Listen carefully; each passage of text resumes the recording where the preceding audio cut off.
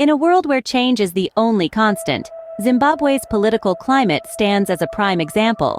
It's a tale of power, persistence, and a pursuit of unity that's worth telling.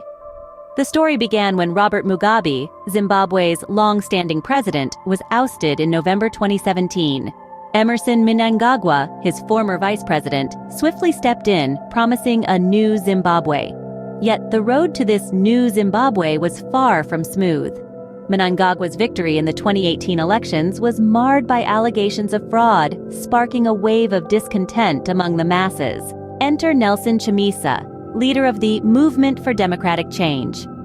A young, charismatic figure, Chamisa challenged Mnangagwa's legitimacy, leading to a complex and tension-ridden political landscape. It was clear the nation needed a solution, a middle ground, a way to bridge the divide. And so, the idea of a government of national unity was born. The concept wasn't new to Zimbabwe, having been implemented once before in 2009. But this time, it was different. The stakes were higher, the challenges more significant.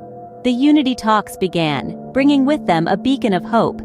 These discussions aimed at fostering unity, enhancing governance, and paving the way for economic recovery.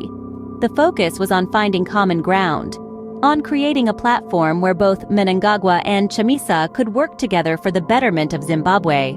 To summarize, the video delves into the intricate details of Zimbabwe's political climate, tracing the path from Mugabe's ousting to the unity talks.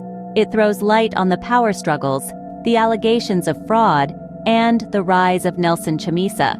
Most importantly, it emphasizes the significance of the unity talks, painting them as a beacon of hope in Zimbabwe's complex political landscape.